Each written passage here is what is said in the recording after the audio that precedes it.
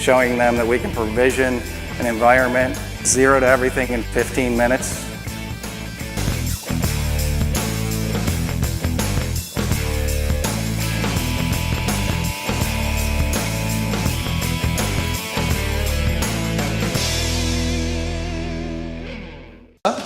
Thank you very much for coming. Let's hear about Colemans Cider.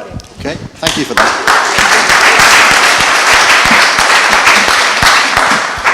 I'm very conscious that we stand between you and your lunch, so we will be quick. We now have no PowerPoint presentation. That will hopefully just roll constantly and give you an idea about who we are, what we do. I'm Mark. This is my daughter Tessa. And we've been asked just to take you through the Colemans Cider Company story. And that's basically it. Hopefully it'll take us no more than 10 or 15 minutes. So, I'll start with the background, tell you a bit about the company, and then Tess will talk about the company ethos, the future, where we are, where we wish to be. So, background, I grew up in the West Country. That's why I know you don't drink cider chilled. These wicked Irish people that suggest you drink it over ice. In the West Country, they'd probably be hung up from the nearest tree. It's just plain wrong. Do not put ice in cider. If you really must chill it, okay, but don't put it in ice. It dilutes it. So, effectively, 2009, I bought a farmhouse in remotest, deepest, darkest Yorkshire, and inherited an orchard. I hate waste. So I had a lot of apples, and I didn't know what to do with them. There's only so much apple pie you can eat. So coming from the West Country, I thought, right, okay, what am I going to do? Let's try and make some cider. Year one, which was 2010, in the kitchen, made 30 litres of cider, and it was all right. It actually tasted okay. And sort of the next 4 years, I accumulated people, and we just kept on growing how much cider we made, through to 2014, when we made what we thought was the enormous amount of 500 litres. And we worked out that we couldn't drink it, we couldn't give it to friends, so we thought we'd best start a company. And that's what we did.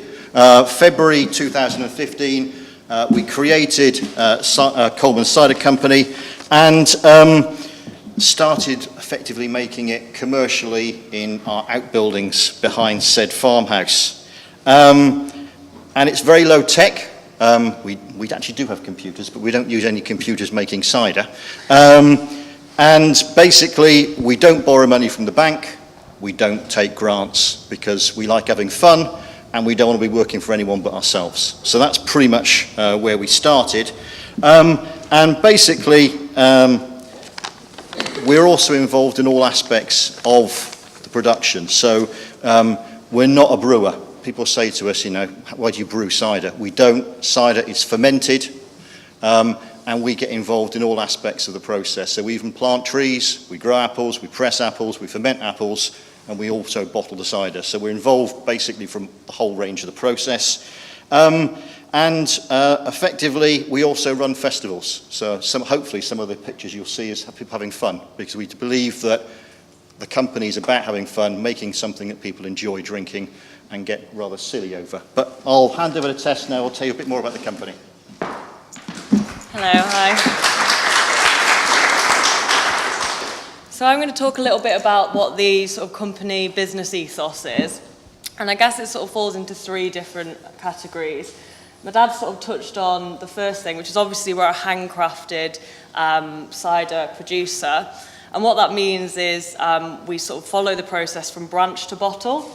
So we have an orchard. It's not that big, but we do have one, and we've been continuing to plant trees, which will hopefully bear fruit.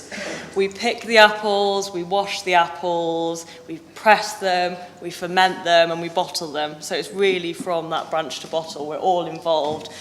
And we sort of start in October, and I was pasteurising over Christmas. So it's quite a long process. But we don't have enough apples to actually keep up with the production. So another sort of key component of our business is community donations of apples. So we essentially sort of just put out a call to our local village where my dad lives and said, have you got any spare apples? We want to use it to make cider. And we were kind of overwhelmed because people just kept turning up with lots and lots and lots of apples. And so I think this year we were hoping to make about 1,000 litres. Because of all the donations, we actually made 5,000 litres. I know, a few more weekends than I might have hoped up in Yorkshire, because I'm actually based in London. But it was really, really great. And so I think the majority of our ingredients are actually all from a 30-mile radius of where we actually produce it, which is really important to us. So when you sort of see on the bottle, handcrafted Yorkshire cider, that is very much what it is. And what's great about that is we kind of have to go with whatever turns up. So we got calls about pears. So people said we don't have any apples, but we have loads of pears. And we were like, yeah, all right, we'll see what we can do with that. And actually, we now have some really, really tasty pear cider. And we have some today. So please do go and try some. We have a few different varieties. But in keeping with the sort of community spirit of it, we also try as much as possible use local suppliers for all aspects of our business. So I think our labels are all produced by a sort of local label printer. As far as possible, we bring in local tradesmen, because again, that's a really important part of what we do. We're also into environmental sustainability. So as part of our production, 100%, we use 100% renewable energy. All the byproducts from the cider making process, so once you sort of squish the apples and get all the lovely juice out, there's quite a lot of leftover apples, we actually give it to local farmers who sort of give it to their cattle to eat. So it's quite nice to know that's nothing wasted, because I've got to, in keeping with my dad's hatred of waste, we have to make sure we use everything. We also sort of reuse all the water as part of the production, because that was another thing I sort of learnt as part of the cider making process. There's a lot of washing.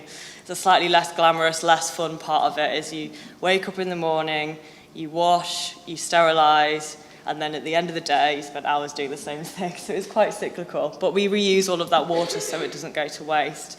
So that's kind of like the three sort of pillars of what our company's about, is the craft nature of the process, the sort of community spirit of it, you know, all the apples are local, and the sustainability of the organisation that we have. So where are we now? Hopefully you've been sort of enjoying some of the photos of the different festivals we've been doing, and hopefully get a sense of that process of all the apples we had to handpick. So we made 5,000 litres this year. And we've started selling it in pubs up north, in Yorkshire, in Manchester, and we are hoping to sort of sell at a number of different festivals as well. And what I sort of feel really passionately about is, because I'm obviously based in London, so I really want to get Colemans cider to sort of London drinkers. So we're actually, today, we delivered our first batch to Borough Market. So there's a cider stall in Borough Market, and we're actually cracked into that, which is really, really exciting for us. So if you want to go buy Colemans cider, you can do it from Borough Market now. But we're actually planning a London launch of Colemans cider in March in a little craft beer bar in Bermondsey. Like, I know you said you didn't like going south of the river, but maybe you'll make an exception in this case. And then another thing that we've got planned for this year is we've actually bought a vintage horse box, and we're sort of hand converting it. Well, I'm not, but I think my dad will be, converting that into a little cider bar, which again we're hoping to take to festivals and weddings, which is exciting. And then in terms of the future, we are planning to double production year on year for the foreseeable future.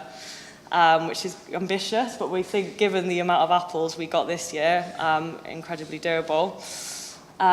We hope to be the sort of biggest cider company in Yorkshire in 5 years, if we can continue with that production. But what's really important to us, I hope that's come across today, is that local provenance of the cider and that community nature is what we want to retain. So although we've got ambitious plans to expand, that's a really important part of our story, so we're hoping to continue with that. So I'm probably going to leave it there, because I know I'm really hungry, but I think later on you should see our sort of social media so our Twitter feed and our Facebook page, which we're not at all techie, and I must admit, a lot of the jokes kind of went above my head in the previous presentations. But There were jokes? Yeah, well, who knows? But we've really discovered the power of social media. I know we're about 10 years behind, 20 years behind you guys, but because we've been talking to cider makers in the US. This is how we came to speak today. So it's been really great to get out of that tiny little corner of Yorkshire and really bring this Colemans story wider than that. So if you're interested in coming along to the London launch, you'd all be welcome. So maybe either give me your contact details or follow us on Twitter, and hopefully you'll try some cider today. Thank you.